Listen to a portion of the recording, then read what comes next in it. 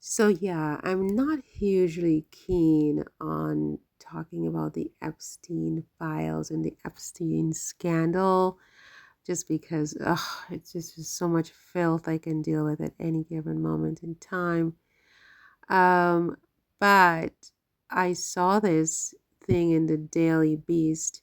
I started watching it. Maybe I watched the first 10 minutes of it. I have to go back and finish it. Famous last words, right? But the title is what caught my attention. Melania very involved in Epstein's scandal. And I just thought, is the Daily Beast trying to get themselves taken out of business by Melania and Donald Trump? Because as soon as they, dabble in certain things, it just seems like Trump gets huge settlements, or they are fired, or they just go out of business, or whatever.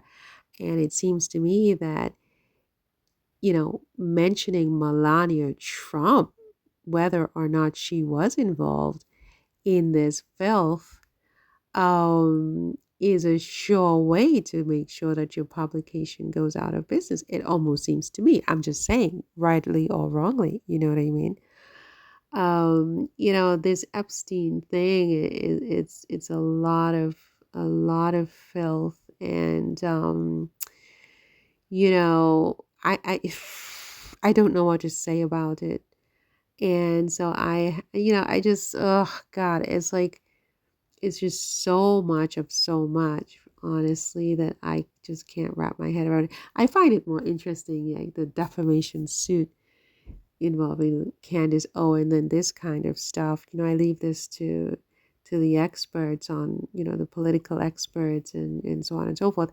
But I just thought I would talk about it just because, they mentioned Melania Trump, and I know how my sense is that, she keeps out of the fray on purpose. She keeps out of sight on purpose. In fact, I think this second term for Trump, all of his children are keeping out of it on purpose. I mean, I think this was a decision that they made as a family. It's not a coincidence that you don't see and hear, at least I don't anyway, very much about any of the children, whether it's the first girl, Ivanka, or Tiffany, or their husbands, or even the sons to some extent, Baron and the other two sons. I mean, you hardly hear very much about the children, and I think that was by design. I think that's intentional, and ditto for Melania.